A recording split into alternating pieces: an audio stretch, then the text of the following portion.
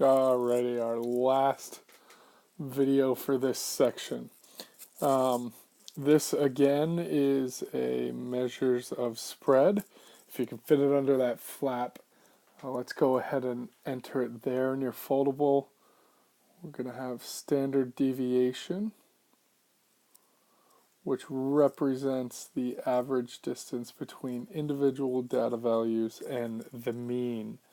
Important part here again, average distance as well as the mean.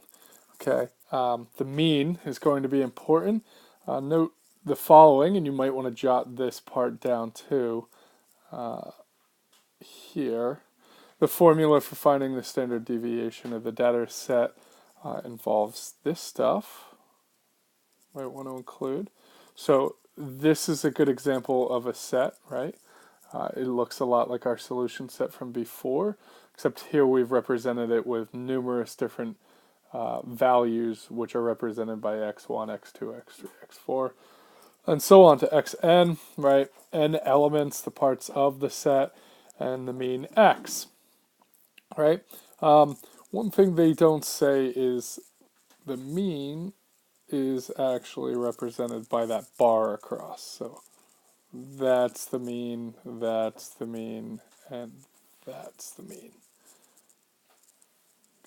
Now that that's established, let's go ahead and also get,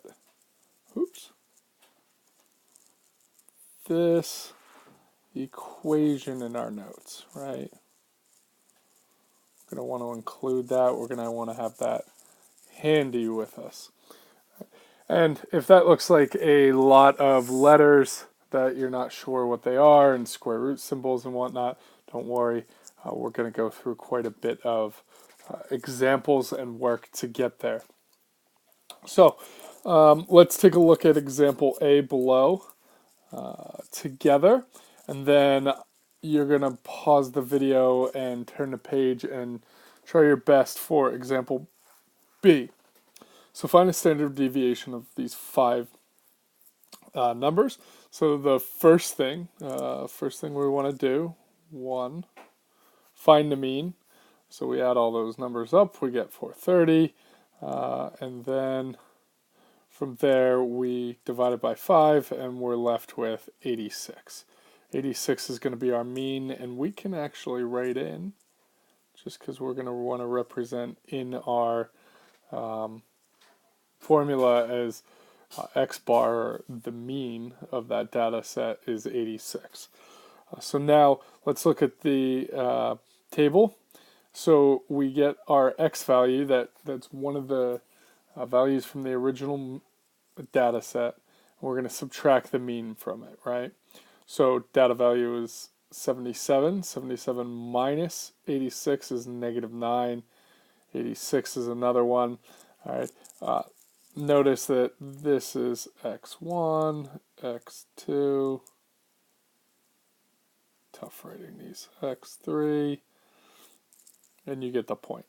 And then we can transfer them down here to x1, x2. All right, and we're putting them into this formula, and this is the distance from the mean that each of those values lies, right? So now to figure out the average distance, we're going to go and square each one. All right, so -9 squared, remember, get that negative inside of the parentheses and square the entire integer. Got 81,0449. So now we're going to take these numbers here and find the mean of the squared deviation, right? So we find the mean. Again, add all those squared deviations up, divided by 5. We get 30 here. And remember, we still want to take this square away from that 30 that we did up here. So when we take that square root, we are left with 5.5. Okay. So now, on the next page, they have set up example B. I know I'm showing you some of the answers there for the mean already, I want you to take that math and go to the next page and try to fill in that table for this entire data set right here. And I'll join you in a couple minutes on the next page. So I just want to jump in real quick. If you're struggling, let's take a look. So our first data value is 2 over here. Remember that our mean for example B is 7.25. So we want to take the distance away from 2. 2 minus 7.25 equals negative 5.25. And we're going to transfer that directly over here to our squared deviation. And squaring negative 5.25 gives us 27.56. I think that should be 25 actually. I think that's my copying mistake.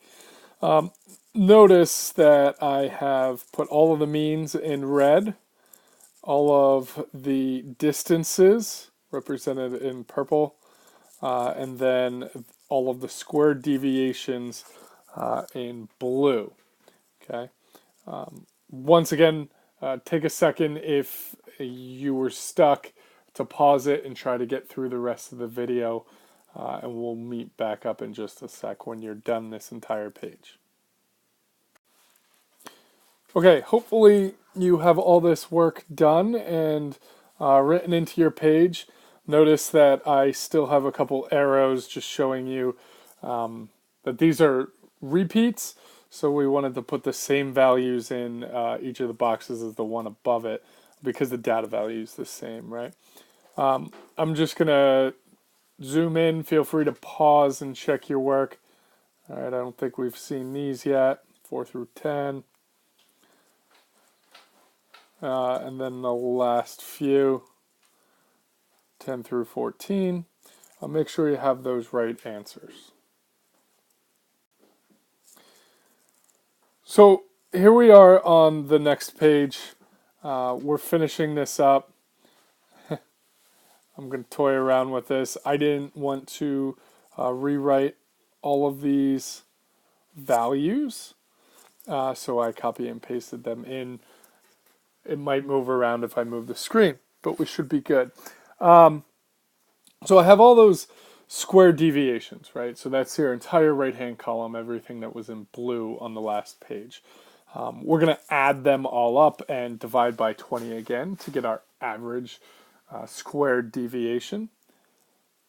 When you do that, so we add them all up, we get 245. Ooh, let's go back to blue. We get 245.75.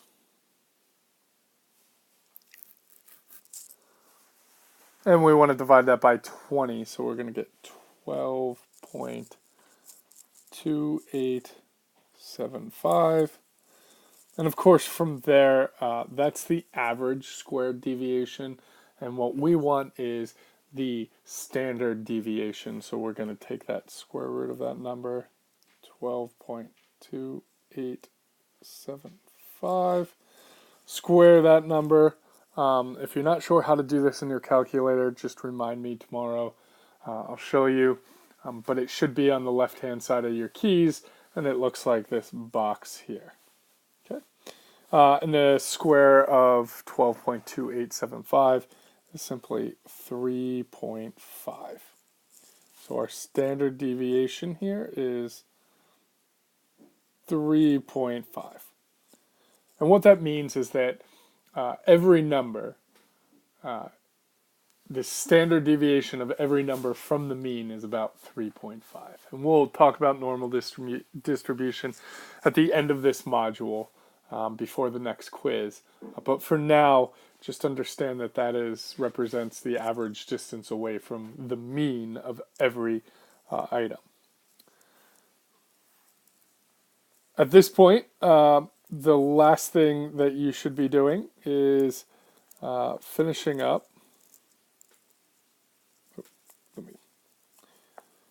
the reflect and your turn problems.